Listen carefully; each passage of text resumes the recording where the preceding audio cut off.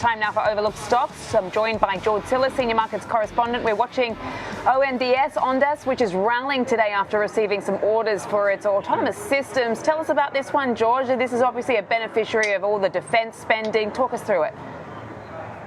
Yeah, that's right. I think there's an element of defense spending that's been a catalyst for Ondas, but also sort of a domestic national security issue associated with things like border patrol, and also a lot of money that's being spent on software-defined networks for autonomous vehicles and drone technologies that help secure installations in the United States, like electric utilities. You have to think about rail and transportation systems, oil and gas pipelines, border security, defense, and of course airport security. And these are just basically a handful of industries that Ondas actually supports with their technologies, both their drone infrastructure technology and their, of course, radio software-defined network technologies. The catalyst for the company really has been the spending, both domestically, internationally, and defense. Some of the defense contracts they actually compete with include Northrop Grumman, General Dynamics, BAS Systems out of Europe. So these are some of the majors, but Ondas is certainly a smaller company in the space with a market cap of around $3.4 billion. But, overall, when they reported earnings last, they did talk about their backlog, which is around 22 million. It's continuing to increase. And today they also secured another $10 million deal to, of course, sell their AI autonomous technologies to multiple customers. Growth rates for the business have actually been quite robust, up over 100% year over year in terms of top line sales. In context, this $10 million increase is quite substantive, considering top line sales for the business in the last 4 quarters has only been 24 million. So this is increasing it substantially. But if you look at the estimates for earnings, in terms of revenues going forward, they're only expecting 38 million next year, but that number is jumping over 200% to 140 million next year. You and I have spoken about this name a couple of times on this particular segment, and I think it was back in October. It had jumped, considerably since the start of the year. I don't know, but over the last couple of months since then, it has been sort of sideways-ish type action. I'm just wondering if you read into that at all. What happened? Why did we stop there? Why did we pull back a little bit? Was there some sort of catalyst? Because this has had a pretty good run. I mean, it's still up over 250% year to date. Okay, so you have to consider what's going on. Okay, I think the sentiment, at least for the small cap names, have been relatively weak, but it's really been specific to the company because last time we talked about the business, they didn't have much cash. They only had about 68 million. When I looked at it last, that number has actually jumped to over 460 million. So they're basically issuing secondary shares. And this is essentially what public companies do. They're raising capital. They're shoring up their cash position to help support the top line sales growth. So they need cash to, of course, fund their operations, R&D.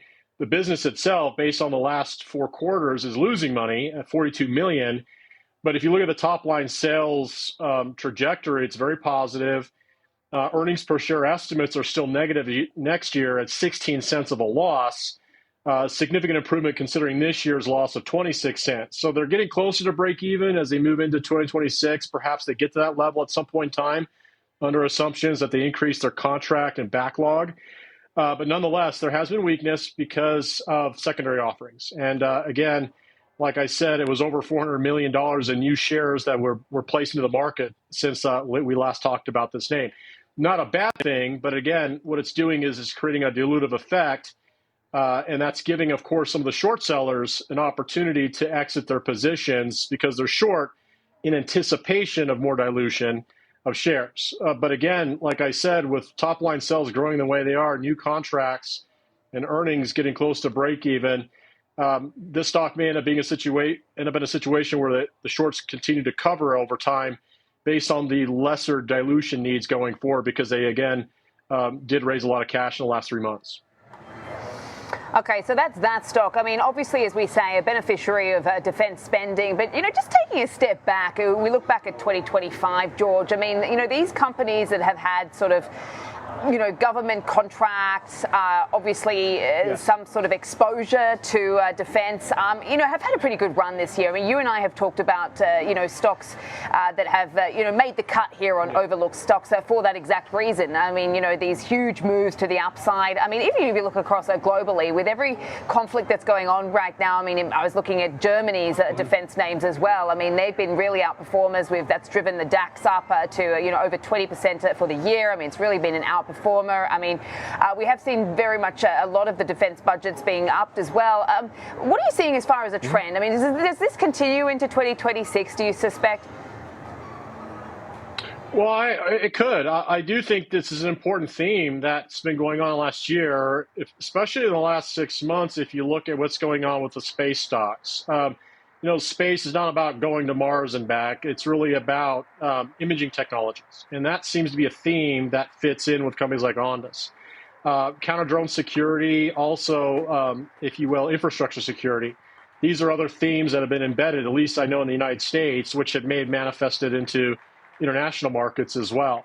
So that theme has been present, and that's why a lot of these space stocks have done well. And Ondas, again, from an imaging technology communications infrastructure AI company, has done extremely well performance-wise. So will that theme carry forward? Maybe it does. I think that artificial intelligence is providing value-added service to the imaging and defense industries. I think the Trump administration has been very proactive in defense, and I think that's manifested in what we're seeing here in Ondas, but also maybe it's causing other international competitors or nations across the globe to increase their defense budgets to match those of the United States. Yeah, and we're going to be speaking to Garrett Smith later in the program just about that, U.S. defense and policy, and also some of the opportunities out there, the outlook for 2026. But George, thanks for your help in 2025. Really appreciate it. We'll go let you enjoy your evening.